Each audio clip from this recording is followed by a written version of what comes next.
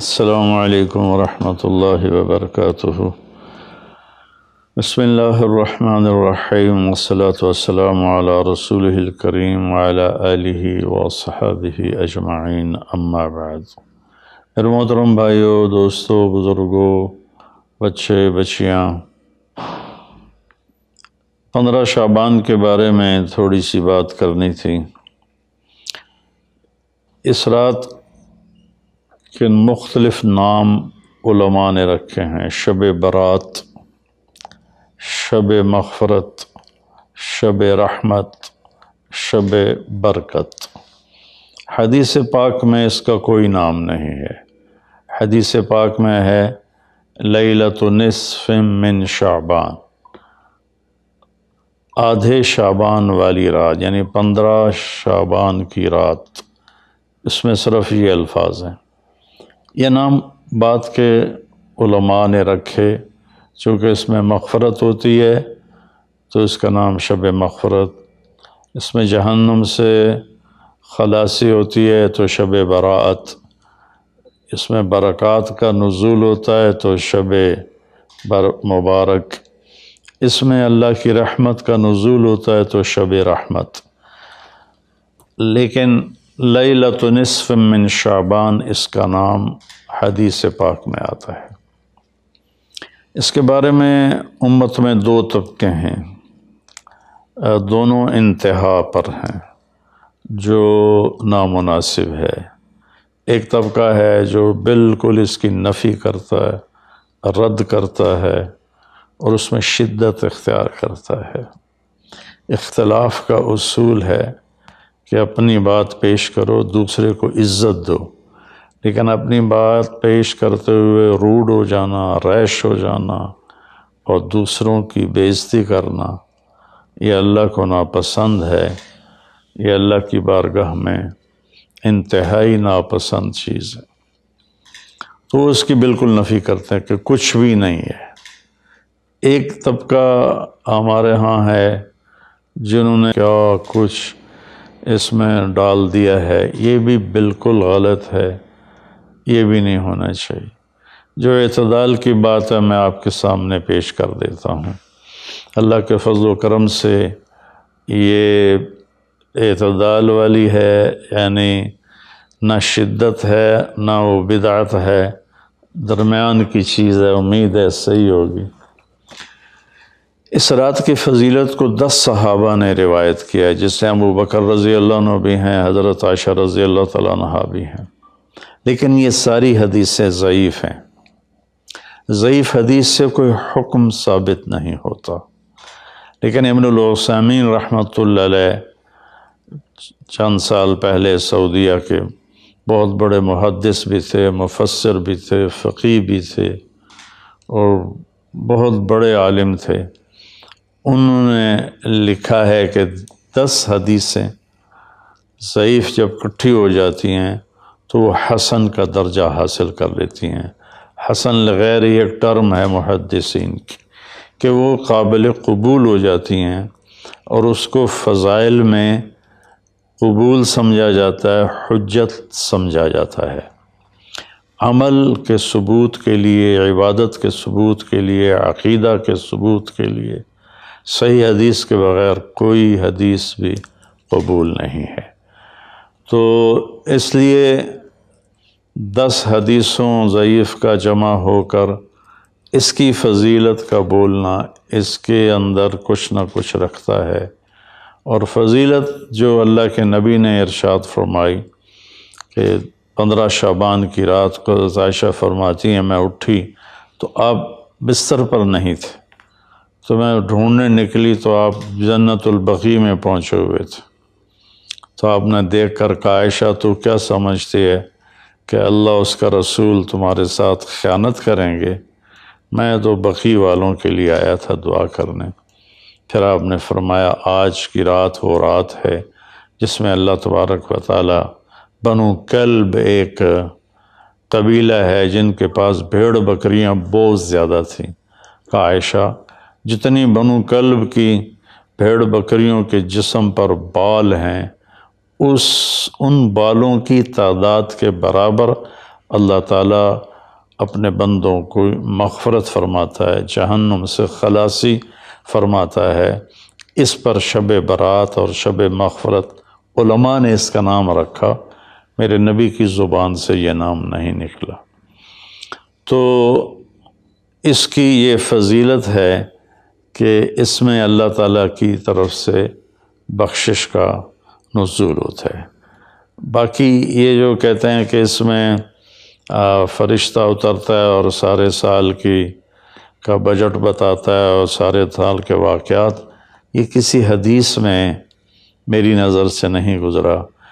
سورہ دخان میں فیہا یفرق کل امر حکیم کا جو آیت آتی ہے، تو اس سے پہلے کی آیت شب برات کی نفی کرتی ہے، انا انزلناہ فی لیلۃ مبارکۃ، کہ ہم نے اس سے مبارک رات میں اتارا قرآن پاک۔ تو قرآن پاک تو لیلۃ القدر میں اترا ہے، تو اگر کوئی کسی قسم کے اعلانات ہوتے ہیں تو پھر شب قدر میں ہوتے ہیں، اس رات میں نہیں ہوتے۔ دوسرا یہ ہے کہ اس کے روزے اور بندگی کے بارے میں، شب قدر کی اللہ کے واسطے میری بات دھیان سے سنو، اللہ کی قسم کوئی خاص عبادت میرے نبی نے نہیں بتائی، لیلۃ القدر کی کوئی خاص عبادت میرے نبی نے نہیں فرمائی۔ حضرت عائشہ رضی اللہ عنہ نے پوچھا، یا رسول اللہ اگر مجھے لیلۃ القدر نصیب ہو تو میں کیا کروں؟ کہا یہ دعا پڑھو، اللہم انک عفو تحب العفو فاعف عنی، اللہ تو معاف کرنے والا ہے، معافی کو پسند فرماتا ہے، مجھے معاف فرما۔ تو میرے نبی کی عبادت وہی 11 رکعت تہجد کے نوافل تھے، چاہے وہ شب قدر تھی، چاہے وہ شب برات تھی، چاہے وہ شب جمعہ تھی۔ تو اب اس کے نام پر لوگوں نے کیا کیا خرافہ، چونکہ ہم قرآن اور حدیث سے نہیں جڑے، کتابیں لکھی ہوئی ہیں، کس نے لکھی، اس کی سند کیا ہے، اس کی تمیز ہی کوئی نہیں ہے، تو وہ پھر بہت ہی زیادہ 4 رکعت پڑھو، پہلی رکعت میں یہ پڑھو، دوسری میں یہ پڑھو، تیسری میں یہ، چوتھی میں یہ سب بدعات ہیں، ان کا کوئی تعلق نہیں میرے نبی کے کسی بھی فرمان سے۔ میرے نبی نے صرف عبادت کا فرمایا ہے، عبادت تو شب قدر میں بھی کوئی خاص عمل نہیں۔ اور دوسری بات یہ کہ اگر آپ نے عبادت کرنی ہے تو مسجد نہیں گھر، مسجد نہیں گھر، مسجد نہیں گھر۔ میرے نبی نفلی بندگی گھر میں ادا فرماتے تھے۔ اب شب برات میں صلاۃ تسبیح کی جماعت ہو رہی ہوتی ہے، یہ کتنی بڑی نادانی کی بات ہے۔ نفلوں کی تو جماعت ہی نہیں ہوتی، تو یہ صلاۃ تسبیح کی جماعت کروا رہے ہوتے ہیں۔ نفلی عبادات کے بارے میں اللہ کے نبی کا طریقہ گھر میں پڑھنا ہے، اور اللہ کی طرف سے بھی ہمیں جو اشارہ ملتا ہے، فاذکر اسم ربک وتبتل الیہ تبتیلا، اپنے اللہ کو خوب یاد کریں اور لوگوں سے کٹ جائیں بالکل، اور سب سے کٹ کے آپ اپنے رب کو یاد کریں۔ وَمِنَ اللیل فتہجد بہ نافلۃ لک عسیٰ ان یبعثک ربک مقاما محمودا فإذا فرغت فانصب وإلی ربک فارغب۔ ان ساری آیات کا خلاصہ یہ بنتا ہے کہ نفلی عبادات سنتیں بھی ہوں گھر میں پڑھو، اور خاص طور پر جو ایسی راتوں کی عبادت ہوتی ہے، مسجدوں میں اکٹھے ہونا اور اس رات میں جھنڈیاں لگانا، پھر آتش بازی کرنا، یہ آتش بازی تو بالکل ہی اسراف ہے اور خرافات ہے۔ تو میری گزارش ہے کہ میرے نبی کی جو سنت ہے، آپ نفلی بندگی عبادات اپنے گھر میں فرمایا کرتے تھے۔ اس رات میں اگر آپ عبادت کرنا چاہتے ہیں، مسجد کی بجائے گھر کو مسجد بنائیں، وَاجْعَلُوا بُيُوتَكُمْ قِبْلَةً وَأَقِيمُوا الصَّلَاةَ، اللہ نے بنی اسرائیل سے فرمایا اپنے گھروں کو مسجد بنا لو اور نمازیں قائم کرو، تو ہم بھی اپنے گھروں کو خالی نہ چھوڑیں، اس میں ساری فیملی اکٹھی ہو کے نوافل کا اہتمام کرے۔ مسجد فرائض کے لیے ہے اور نوافل کے لیے گھر ہیں، تو امید ہے میری اس بات پہ آپ غور فرمائیں گے، ناراض نہیں ہوں گے۔ تو میرے بھائی بہنوں، اس رات میں کوئی بندگی عبادت مخصوص نہیں۔ ہاں، آپ تہجد کے نوافل پڑھیں، ساری رات پڑھیں، آپ قرآن کی تلاوت کریں، ساری رات کریں، آپ اللہ کا ذکر فرمائیں، ساری رات فرمائیں، آپ دعا مانگیں چاہے ساری رات مانگیں۔ یہ مخصوص اعمال یہ ہیں: نماز، تلاوت، ذکر اور دعا، اور آنسوؤں کے ساتھ۔ اپنی کھیتی کو پانی نہ لگے تو سوکھ جاتی ہے، ایسے ہی دل میں بھی ایک کھیتی آباد ہے ایمان کی، اسے آنسوؤں کے چند قطرے ہی سمندر کی طرح سیراب کر دیتے ہیں۔ تو آنسوؤں کے ساتھ نہ ہو تو کم از کم رونے والی کیفیت ہو۔ تو یہ تو اتنا سا شب برات ہے۔ روزے کے بارے میں جو ابن ماجہ کی روایت ہے، قوموا لیلہا وصوموا شہرہا، یہ روایت بہت شدید ضعیف ہے، اور علامہ البانی رحمۃ اللہ علیہ نے اس کو موضوع قرار دیا ہے۔ تو اس میں روزہ اس نیت سے رکھنا کہ میرے نبی کی سنت ہے، یہ غلط ہے، اس طرح یہ بدعت بن جائے گا۔ کوئی ویسے نفلی روزہ اس رات میں رکھنا چاہتا ہے مستحب سمجھ کے، نفل سمجھ کے، وہ میرے خیال میں اس میں کوئی قباحت نہیں ہے، لیکن سنت سمجھ کے اگر وہ رکھنا چاہتا ہے تو یہ بات صحیح نہیں ہے، چونکہ روزے والی روایت بالکل قابل اعتبار، قابل حجت نہیں ہے۔ اس میں تمام محدثین کا اتفاق ہے کہ یہ روایت شدید ضعیف ہے، اور شدید ضعیف سے استدلال نہیں ہوتا، اس کو حجت نہیں بنایا جاتا۔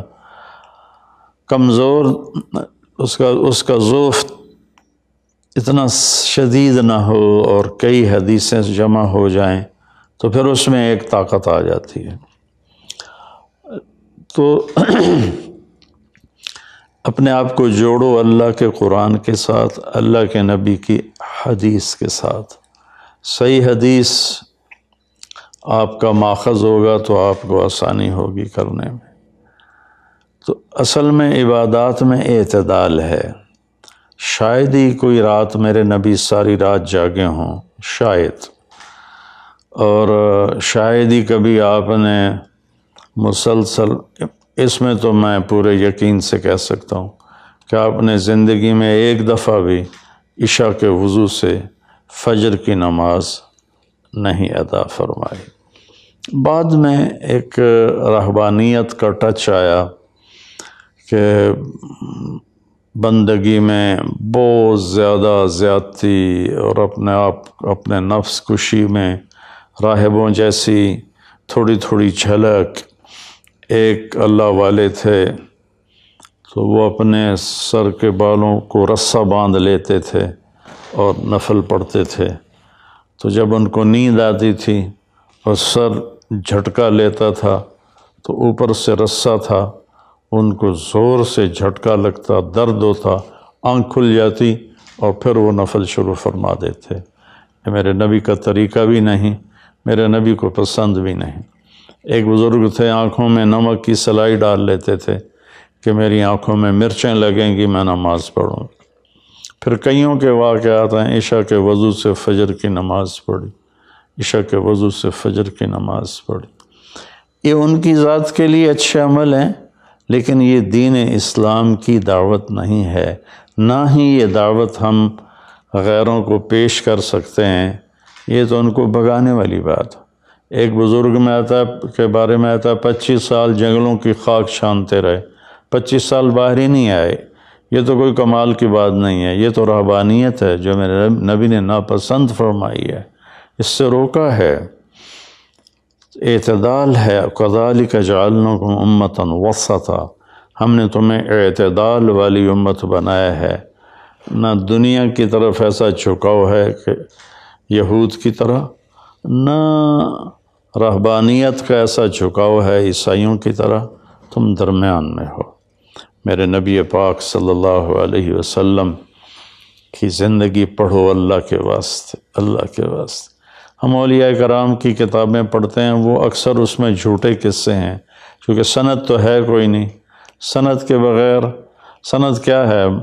میں آپ سے بات کرتا ہوں تو آپ کہتے ہیں جی آپ نے کہاں سے سنا؟ میں کہتا ہوں وہ لالو ماچھی سے سنا ہے، تو کہ لو جی ادھی کے ڈکار لے ہو تو کوئی بندہ، یہ اس کو سند کہتے ہیں۔ بھئی آپ نے یہ کہاں سے بات سنی؟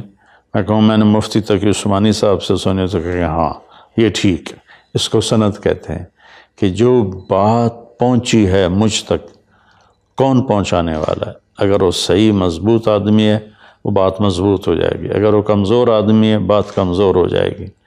تو ہمارے ہاں جو بر صغیر میں کتابیں چھپتی ہیں اولیاء کرام کی زندگی کے بارے میں،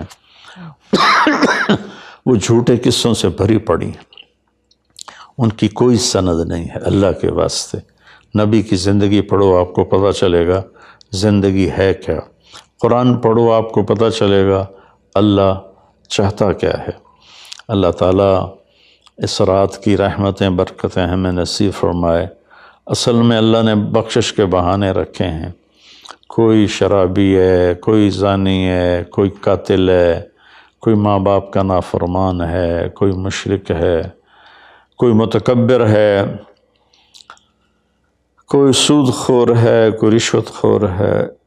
ایک دفعہ آج کہہ دے، کل کی رات ہے کہہ دے گا کہ یا اللہ میری توبہ، تو اللہ کی قسم اگر اس کے گناہ زمین سے لے کر آسمان کی چھت تک بھی ہوں گے نا، تو ایک آدھے بول پر یا اللہ معاف کر، اللہ سارے معاف فرما دے۔ سبحان اللہ۔ آگے جملہ بڑا خوبصورت ہے، وَلَا وَبَالِ، اس میں تکبر ہے، وَلَا وَبَالِ، ہمیں کسی چیز کی کوئی پرواہ نہیں۔ تو کسی نافرمان کو حقیر نہ جانو، اور کبھی اپنی نیکی پہ تکبر نہ کرو۔ اور ایک جرم اور بھی ہے جو میں کہتے کہتے 30 سال ہو گئے، فرقہ واریت سے توبہ کرو۔ اپنے فرقے پہ جمے رہو، لیکن دوسروں سے نفرت، سلام بھی نہ کرنا، جنازہ بھی نہ پڑھنا، حرم شریف میں جا کر بھی نمازیں نہ پڑھنا۔ اچھا اللہ کے واسطے آج بہت اویئرنیس ہو چکی ہے، تو مہربانی کرو، امت بنو، محبت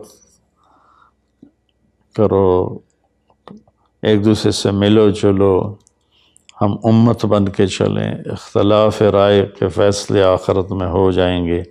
قُلْ كُلٌّ يَعْمَلُ عَلَى شَاكِلَتِهِ فَرَبُّكُمْ أَعْلَمُ بِمَنْ هُوَ أَهْدَىٰ سَبِيلًا۔ ایسی اس میں جو دیگیں چڑھائی جاتی ہیں، خیرات کی جاتی ہے، یہ بھی بدعت سنت سمجھ کے کوئی کرے گا تو بدعت ہے، ویسے فی سبیل اللہ کوئی دیکھ کرنا چاہتا ہے تو ٹھیک ہے۔ اللہ تعالی ہمیں عمل کی توفیق بخشے۔ السلام علیکم۔